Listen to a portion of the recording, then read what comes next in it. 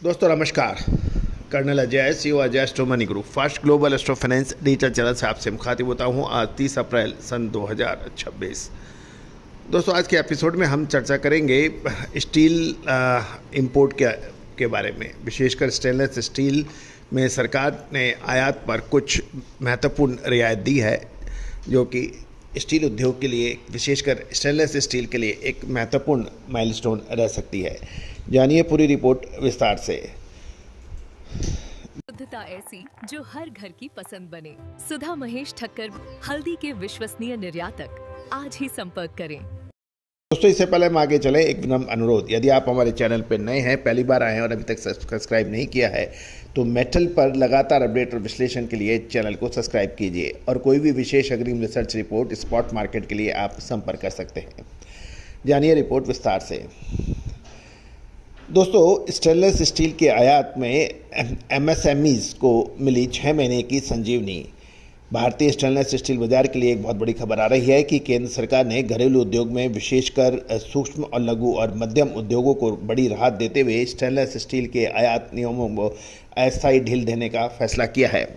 इस्पात मंत्रालय ने क्वालिटी कंट्रोल ऑर्डर जिसे QCO के तहत अनिवार्य BIS प्रमाणन में 6 महीने की छूट दी है और ये छूट उन आयातित शिपमेंट्स के लिए लागू होगी जिनका मसाले, खुशबू और प्योर जांच, टेस्ट से भर दे हर जुबान पे स्वाद।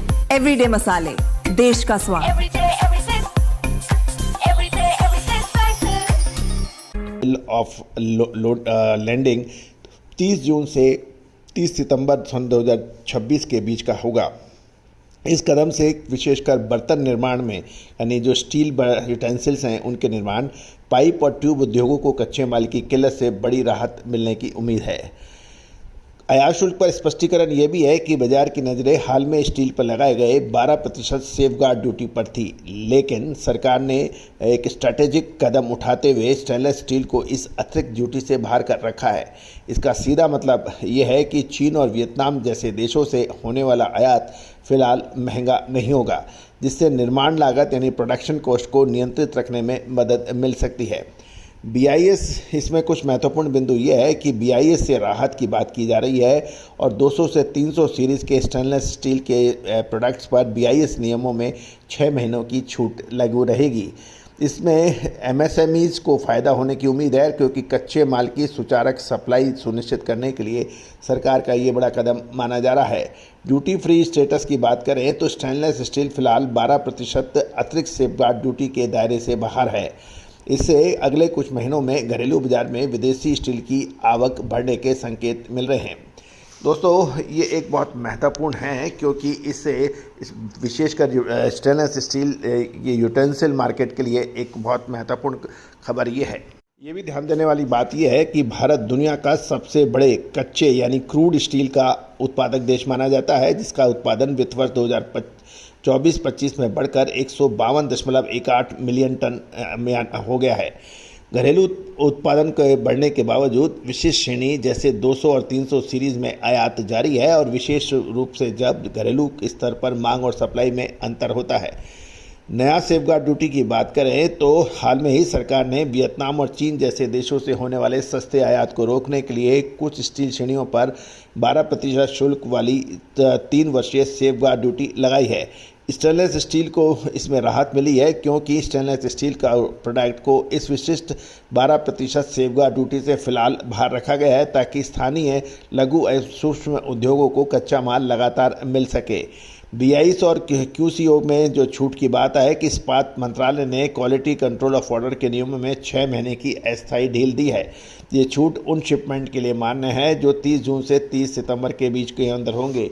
दोस्तों ये भी ध्यान देने वाली बात यह है कि चीन और वियतनाम जैसे देश अक्सर कम कीमत के कारण भारत के सबसे बड़े सप्लायर हैं। दक्षिण कोरिया और जापान जहां उच्च क्वालिटी वाला वैल्यू एडेड स्टेनलेस स्टील का आयात किया जाता है। साथ साथ यदि हम देखें मौजूदा स्थिति में तो साल 2025-26 में कुल कच्चा इस्पात उत्पादन जो है क्रूड स्टील का 152.18 मिलियन टन फाइनेंशियल ईयर 2025 के अंदर हो सकता है। BIS और QCO की जो छूट की अवधि है वो जून सितंबर से तक ही रहेगी। स्टेनलेस स्टील पर सेफगार्ड ड्यूटी फिलहाल छूट 0 मानी जा रही है। और इसका असर ऑटोमोटिव और बर्तन निर्माण और इंफ्रास्ट्रक्चर पर देखने को मिल सकता है। साथ साथ ये भी ध्यान देने वाली बात यह है कि भारत ने 2030-31 तक स्टील का उत्पादन 300 मिलियन टन की क्षमता हासिल करना बताया जा रहा है। भारत सरकार का ध्यान कोकिंग कोल के आयात पर निर्भरता को 85% से घटाकर 65% करने पर भी है। BIS नियमों में ढील से आने वाले महीनों में स्टेनलेस स्टील के आयात में अस्थायी उछाल की संभावना बन सकती है। दोस्तों, ये सभी जानकारियाँ आपको रिसर्च व अनुसंधान के लिए दी जा रही है। किसी भी प्रकार की लाभ हानि की जिम्मेदारी हमारी नहीं होती है। All the very best, good luck, happy trading.